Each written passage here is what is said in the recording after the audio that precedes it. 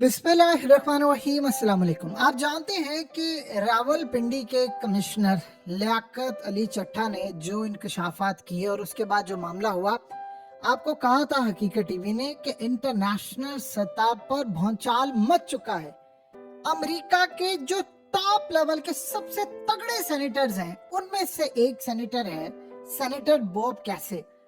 देखिए, ये शख्स इतना तगड़ा है कि अगर पूरा पाकिस्तान भी मिलकर हमारी पार्लियामेंट को फैसला करे तो इस अकेले शख्स में इतनी पावर है, इस सेनेटर में, कि वो उस फैसले को ओवरटर्न कर सकता है इंटरनेशनल सतह पर। इतनी इसमें पावर है, यानी आप ये सोचें कि ये लोकल सतह नहीं, इंटरनेशनल सतह पर इसका इन्फ्लुएंस इतना ज्यादा है।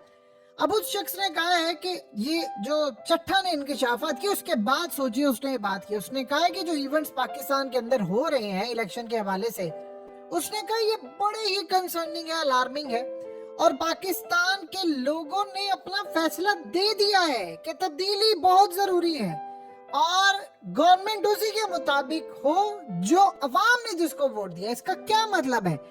उसका मतलब उसने कहा है कि चट्टा ने जो बात की है वो अवाम के फैसले के मुताबिक बात थी, लेकिन उसका जो अमल था वो उसके खिलाफ थी। लिहाजा उसने कहा कि अब ये चीज जो है, यानी तस्लीम वो की जाएगी जो अवाम का फैसला है। अब ये वीडियो देखिए जरा, ये जो वीडियो है, इस वीडियो के अंदर ये कहा जा रहा था, सारे लोग कह रहे हैं जी असल में जो चट्टा है, जो कमिश्नर रावलपिंडी, भाई उसका तो कोई काम ही नहीं है इलेक्शन के हवाले से, उसका तो कोई मामला ही नहीं है। यानी इस तरह की गुफ्तगू यहाँ पर हो रही थी। अब आप सोचे जरा कि यानी उसका ताल्लुक क्या है। ये असल में जो वीडियो है इसके अंदर वो बता रहा है, यानी आप ये सोचें इलेक्शन से एक दिन पहले, ये उसका 7 फरवरी की वीडियो जिसमें वो बता रहा है कि इंतखाबी सामान की तरसील, सिक्योरिटी और दीगर इंतजामात ऐसे होंगे। ये गुफ्तगू वो कर रहा है और वो क्लियरली बता रहा है कि ये करना वो, यानी उसके अंदर सारा कुछ है। अब ये जो बेवकूफ लोग कह रहे हैं ये जो जी फलाना, क्योंकि हमारी आदत है, हम इस तरह कहते हैं और जिसका दिमागी तवाज़ुन खराब है, जिस बंदे की 20 दिन की सर्विस रह गई हो, हमने उसको कह दिया उसका दिमागी तवाज़ुन खराब है, उसे रिटायरमेंट ले लेनी है, तो लिहाजा वो करे। आप बताइए दुनिया के अंदर कोई बंदा रिटायर हो रहा हो, वो पागल है कि अपनी 30 साल की नौकरी के बाद अपने के लिए इंक्वायरीज खोले और वो कहे कि मुझे लटका दो चौक में, और फिर वो आकर ये कहे कि जी इसमें फलानों से चीफ जस्टिस पर काजी फायद ईसा पर इल्जाम लगाए। अब जाहिर सी बात है जो केसेस वो सुन रहे हैं उस पर तो आदम एतमाद हो गया।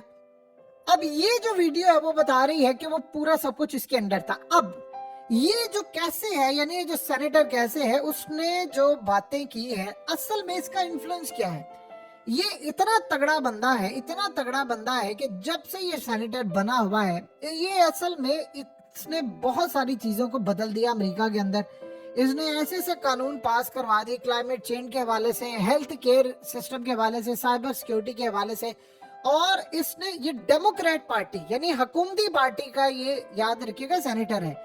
ये असल में इसका स्ट्रॉन्ग जो ग्रिप होती है कि किसी भी मुल्क के अंदर अगर इलेक्शंस में दो नंबरी हो रही है, ह्यूमन राइट्स की वायलेशन है, इंटरनेशनल सतह पर डिप्लोमेटिक रिलेशन बनाने हैं, ताल्लुकात करने हैं, कहाँ किसी मुल्क में मसले हो रहे हैं, इंटरनेशनल सतह की स्टेबिलिटी क्या है, कहाँ पर क्या करना है, ये सारी चीजें बदलने में इसका किरदार है। जहां जहां कोई मसला होता है, चाहे वो इलेक्शन के हवाले से कुछ हो, ये बंदा चेंज कर देता है। और इसका इतना इन्फ्लुएंस है कि आप ये सोच लें कि अमेरिका की जो इकोनॉमिक पॉलिसी इस वक्त बन रही है उसमें इस बंदे ने किरदार अदा किया। और अमेरिका की इकोनॉमिक पॉलिसी का मतलब है पूरे वर्ल्ड के अंदर जो निजाम चल रहा है उसमें, यानी जो भी इस वक्त फैसले हो रहे हैं उसमें इसका हाथ होता है। सोचिए अमेरिका का जो फैसला हो रहा है, जो भी कानून पास हो रहा है, उसमें इसका मेन किरदार है। तो उसने फैसला सुना दिया, उसने कहा कि ये चीज, इसका क्या मतलब है, उसने बाइडेन को किसी सूरत ये गवर्नमेंट तस्लीम नहीं करने देनी। उसने ये असल में इंडिकेट किया है कि हम उसी को तस्लीम करेंगे जिसको आवाम लेकर आई है।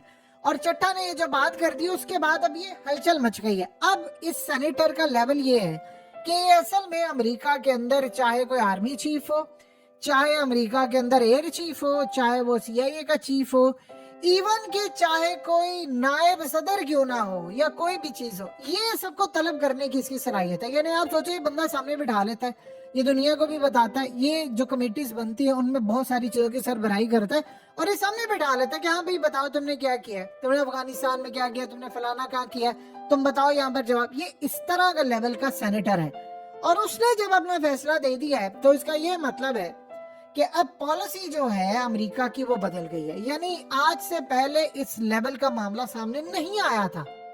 اب اصل میں معاملات اتنے زیادہ خراب ہو گئے ہیں، ہم جب یہاں پر یہ بات کہتے ہیں کہ فلانا بندہ اس کا دماغی توازن خراب ہے، آپ یقین کیجئے وہ جو باہر بیٹھے ہوتے ہیں وہ ہنستے ہیں، وہ کہتے ہیں یہ کیا مذاق کر رہے ہو آپ لوگ، فلانا کر رہے ہو، یعنی آپ سوچیں ایک دن پہلے وہ سارا کام کر رہا ہے۔